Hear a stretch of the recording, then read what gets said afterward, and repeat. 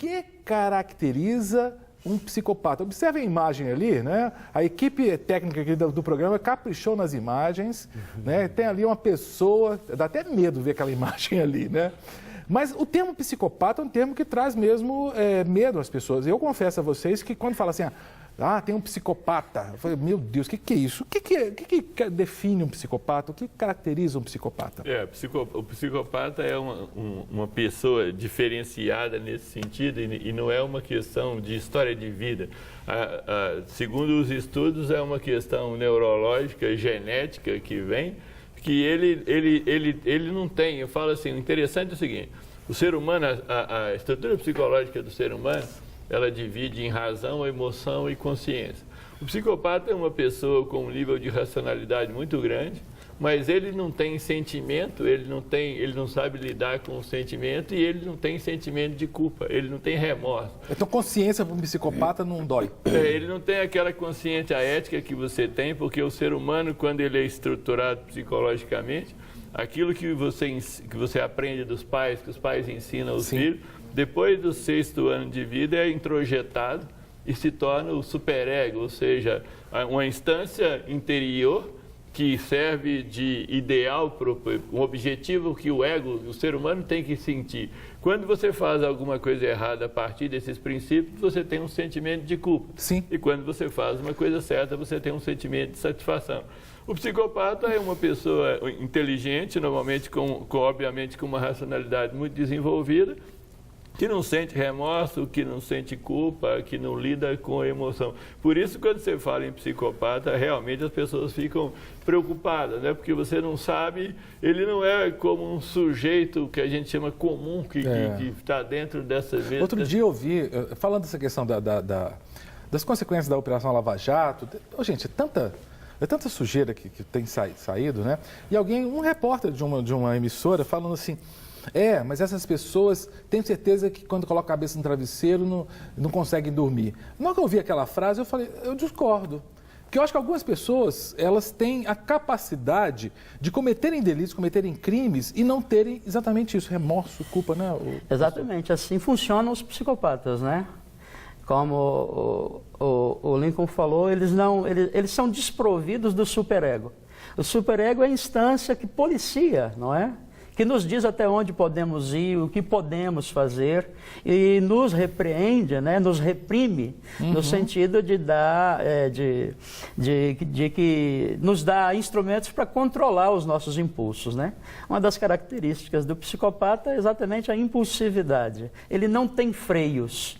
Por esta razão, ele vai dar vazão aos seus desejos e loucuras, podendo chegar a matar e, em seguida, fazer como fez a Suzanne Richthofen, né?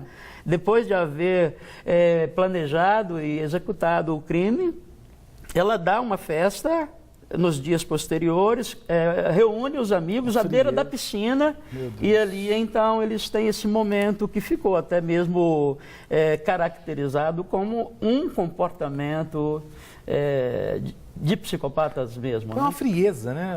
A frieza, exato, Eu acho assim, eu até dou aula de ética, né, na faculdade. Quando a gente trabalha essa questão do senso moral, que é o começo do curso, você trabalha o que é senso moral, né, que os seres humanos normais têm senso moral. Eles sentem indignação quando vem um crime, né, quando vem um estupro, vem, sei lá, uma pedofilia. Quem tem senso moral sente repulsa por isso. Fica feliz quando vê um ato de altruísmo. Isso mostra senso moral. O que vocês estão me explicando é que o psicopata ele é incapaz de seguir a normalidade da moralidade. O psicopata é um sujeito que tem a racionalidade dele desenvolvida e é interessante que é a utilização da razão no seu sentido mais bem desenvolvido, porque ele não tem, como ele não lida com a emoção, como o sistema psicológico divide nessas 3 instâncias, a razão, a emoção e a consciência, torna o ser humano mais complexo. Ele é um cara calculista. Sim, ele frio. É calculista, frio, calculista. Então, por isso que... E agora, ele representa, né?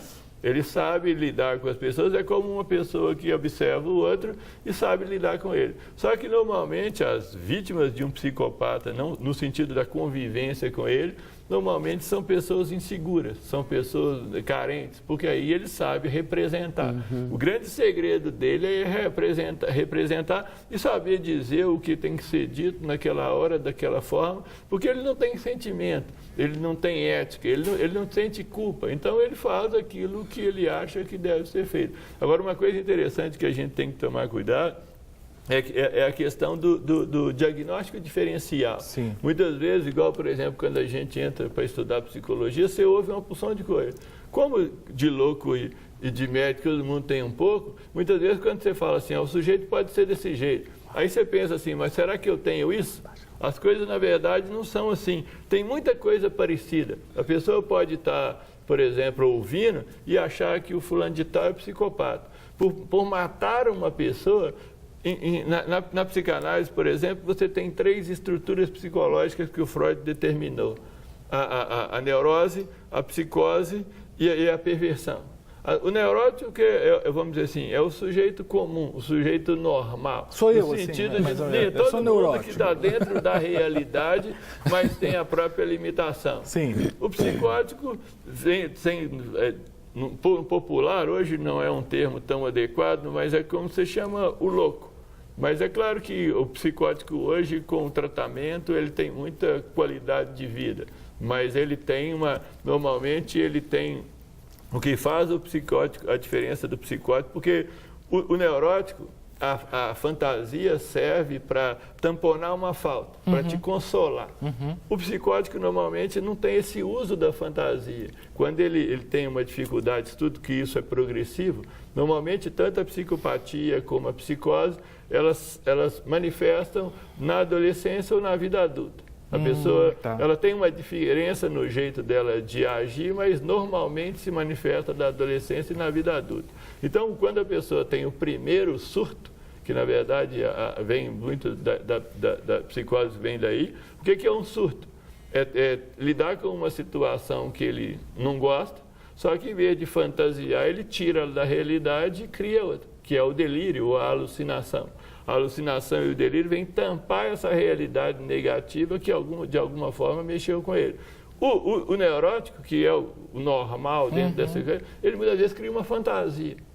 Mas ele sabe que aquilo muitas vezes é uma fantasia e ele consegue separar a realidade da fantasia. Sim. Para o psicótico, não. Ele vive na fantasia. Já o perverso, que é até um interessante a ideia o psicopata é um perverso exatamente porque ele não está inserido na lei. Um psicopata, por exemplo, quando você vê na televisão que ele é pego, ele não tem culpa. Ele olha para aquela cara para você como se ele não tivesse expressão nenhuma. Exato. Você está falando com ele como se ele estivesse falando com ninguém ou com a porta.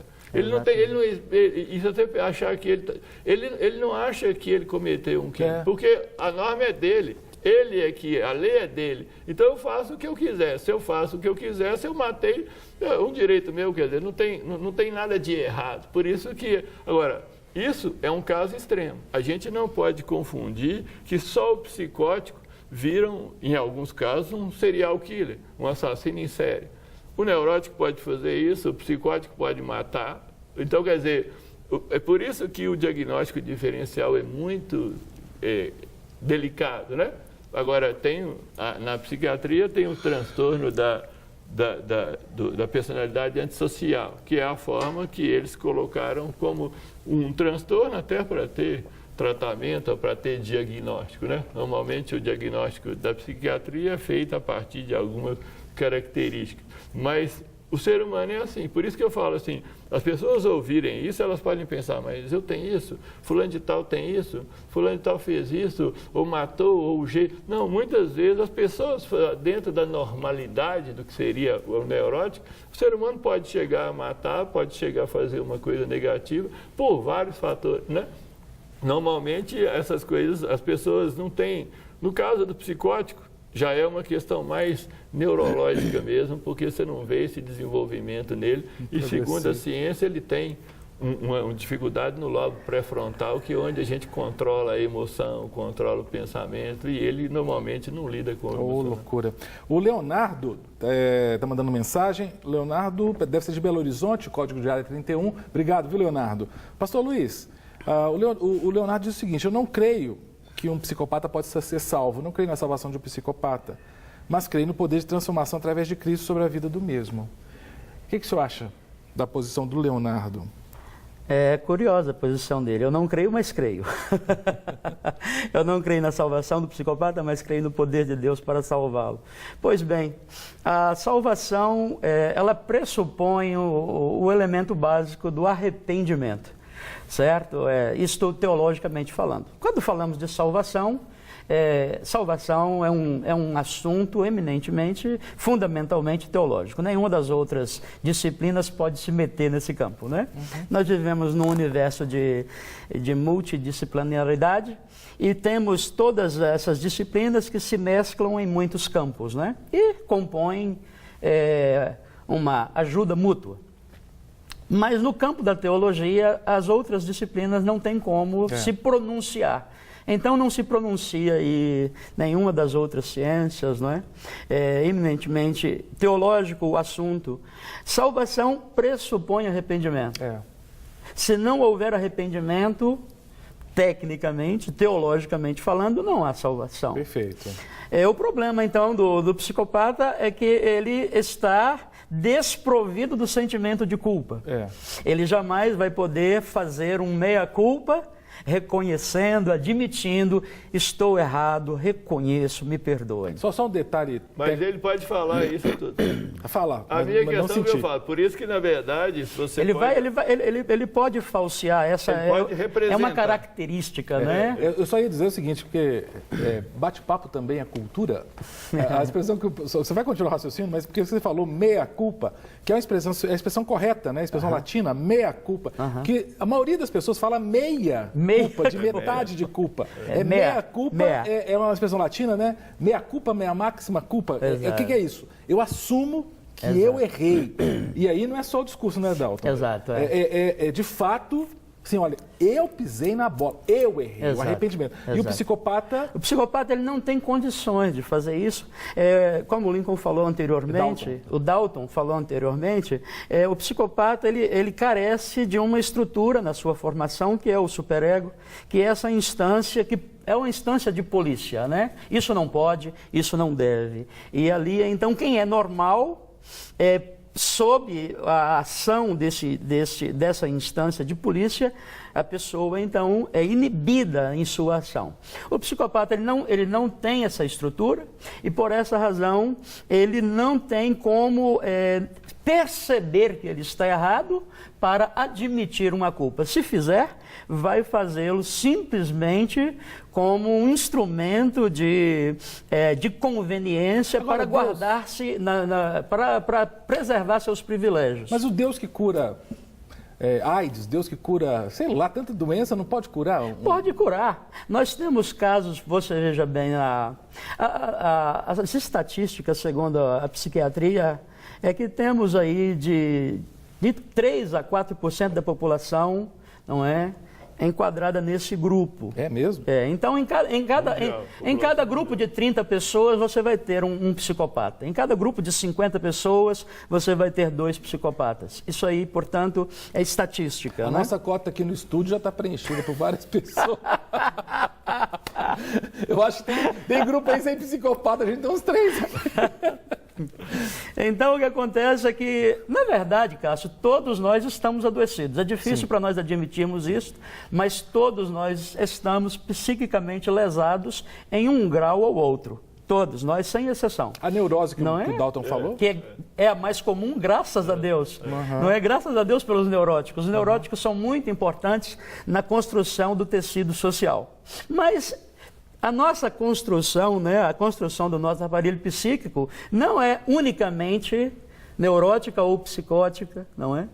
Então nós temos, na verdade, colorações dentro da nossa construção, não é? Então quando você pensa, por exemplo, como que uma pessoa, é muito curioso isso, como que uma pessoa faz uma faculdade de medicina e vai optar por medicina legal? Mexer com cadáver. É necessário ter um pouquinho aí do traço, não é, desse traço, para mexer com esse tipo de coisa. Não é para qualquer um. Então, todos nós estamos adoecidos num grau ou no outro. E a sociedade precisa de gente com todo tipo de perfil para desenvolver todo tipo de atividade, certo? E agora os psicopatas, todos os psicopatas matam? Não. Pois é. É um grau muito, na verdade, uma porcentagem muito pequena. Essa pergunta, coloca na tela aí, Sérgio, por favor, a pergunta, que é a segunda pergunta. Olha que imagem, eles capricharam nas imagens, olha que coisa. Você viu aí, Jéssica, que coisa terrível? Todo psicopata é um assassino? Porque existe essa dúvida. Quando a gente fala assim, psicopata, quer dizer que a pessoa é um serial killer? Sai matando? Como é que é isso? Não, tem psicopata, principalmente quando um psicopata é do sexo feminino, normalmente, né, claro que tudo é, quando você fala desse sentido, você fala no geral. Sim. Toda regra humana, ela tem exceção. Mas, de forma geral, os psicopatas do sexo feminino são mais tranquilos, mais coisas, né? Porque muitas vezes eu falo que tem uma coisa interessante que eu observo, o seguinte, essa estrutura física, fisiológica, tanto do homem e da mulher, gera alguma diferença entre as pessoas. E uma coisa interessante é o seguinte, o ser humano, ele tem 3 instintos básicos, um de autoconservação, o outro de afetividade e sexualidade e o terceiro de agressividade. Mas para que serve isso? Isso uma pessoa bem educada e vinculada com o afeto dá o dinamismo. Mas se um ser humano já cresce mais imaturo dentro da neurose e com vários problemas e não amadureceu, essa agressividade muitas vezes pode ser usada pelo que a gente vê hoje de matar uma mulher porque separou, porque não quer ficar. E o sujeito não precisa ser psicopata. Para receber todas as novidades do canal, inscreva-se e se curtir o vídeo, clique em gostei. Aproveite para acompanhar a Rede Super nas redes sociais.